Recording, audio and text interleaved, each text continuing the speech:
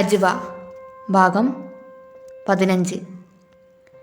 Call വെച്ച് 10-15 മിനിറ്റിനുള്ളിൽ സൈറ കരുണയിലെത്തിയിരുന്നു. അവളെ കണ്ടതും അവിടെ പുറത്ത് ബെഞ്ചിൽ കാത്തിരുന്ന ഞങ്ങൾ എണീറ്റു. അവൾ നേരെ ഞങ്ങളുടെ അടുത്തേക്ക് വന്നു. നിങ്ങളാണോ എന്നെ വിളിച്ചത്? അതെ. നിങ്ങൾ നസീഹയുടെ ആരാണ്? ആയിഷയാണ് ചോദിച്ചത്. നസി നിന്നത് എൻ്റെ വീട്ടിലാണ്. ഞാനാണ് അവളെ അവിടെ നിന്ന് മാറ്റിയത്. എന്തിന്? അതിന് പിന്നിൽ ഒരു കഥയുണ്ട്. ഞാനത് പറയാം. പക്ഷേ നസി ഇപ്പോൾ എവിടെയാണുള്ളത്? അവൾക്ക് എന്താ പറ്റിയത്? ഞാൻ ഉണ്ടായ സംഭവങ്ങൾ പറഞ്ഞു. കൂടെ ഞങ്ങളുടെ കയ്യിലുള്ള ആളുടെ ഫോട്ടോയും കാണിച്ചു. ഫോട്ടോ കണ്ട് ഞെട്ടി നിന്ന് അവളോട് ചോദിച്ചു, നിനക്കറിയോ ഇയാളെ എന്ന് ചോദിച്ചപ്പോൾ അവൾ പറഞ്ഞു, അറിയാം, ഇത് എൻ്റെ ഇക്കാക്കയാണ്. അവൾ നസിയെ ഉപദ്രവിക്കും. അവൾ എവിടെയാണെങ്കിലും എത്രയും പെട്ടെന്ന് കണ്ടുപിടിക്കണം. സൈറ കുറച്ച് പേടിയോടെ പറഞ്ഞു. Stop it. അവൾ നസീഹയല്ല. എൻ്റെ നിയന്ത്രണം വിട്ട് ഞാൻ പൊട്ടിത്തെറിച്ചു.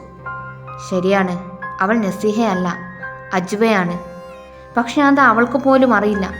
വാട്ട്? അവൾക്കറിയില്ല എന്ന് പറഞ്ഞ? അതെ, അത് സത്യമാണ്. അവൾക്കെന്നല്ല, എനിക്കും അറിയില്ലായിരുന്നു, ഉമ്മാമ എന്നോട് പറയുന്നത് വരെ.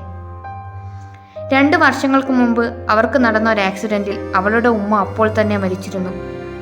അവളെയും ഉപ്പയെയും എൻ്റെ ഉപ്പയും ഉമ്മയും കൂടെ ഞങ്ങളുടെ നാട്ടിലേക്ക് കൊണ്ടുവന്നു.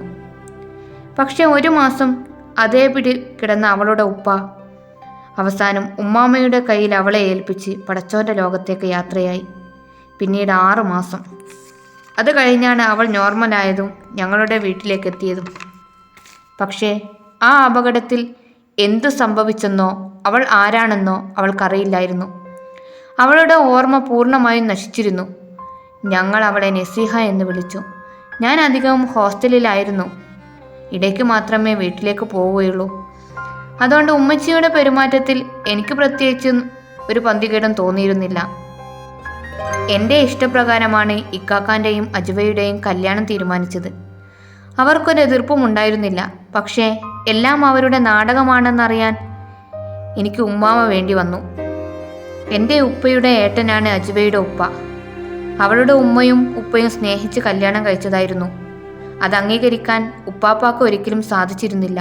എന്നാൽ അവസാനം ഉപ്പാപ്പ മരിക്കുമ്പോൾ സ്വത്തിൻ്റെ പകുതി ഭാഗവും അജ്വയുടെ പേരിലാണ് എഴുതി വെച്ചത്.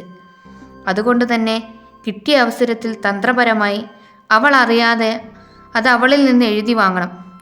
അവളെ ഒഴിവാക്കാനായിരുന്നു ഉമ്മയുടെയും ഇക്കാക്കയുടെയും തീരുമാനം.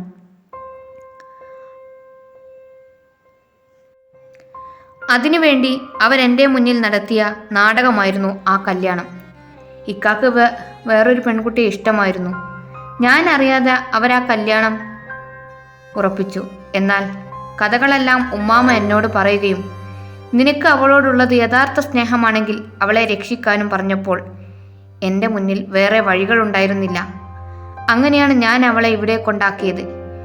ഇതുവരെ ഞാൻ വിളിക്കാതിരുന്നത് അവൾ എവിടെയാണെന്ന് അവർക്ക് തിരിച്ചറിയാതിരിക്കാൻ വേണ്ടിയാണ്.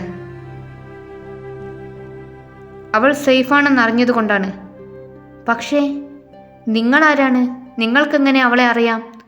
നിങ്ങൾക്കെങ്ങനെ അജ്വയെ അറിയാം? കഥ തുടരും. അപ്പോൾ എൻ്റെ കഥ എല്ലാവർക്കും ഇഷ്ടപ്പെട്ടു എന്നാണ് എൻ്റെ തോന്നൽ. അപ്പോൾ കഥ ഇഷ്ടപ്പെട്ടിട്ടുണ്ടെങ്കിൽ എല്ലാവരും എൻ്റെ ചാനലൊന്ന് സബ്സ്ക്രൈബ് ചെയ്യണം.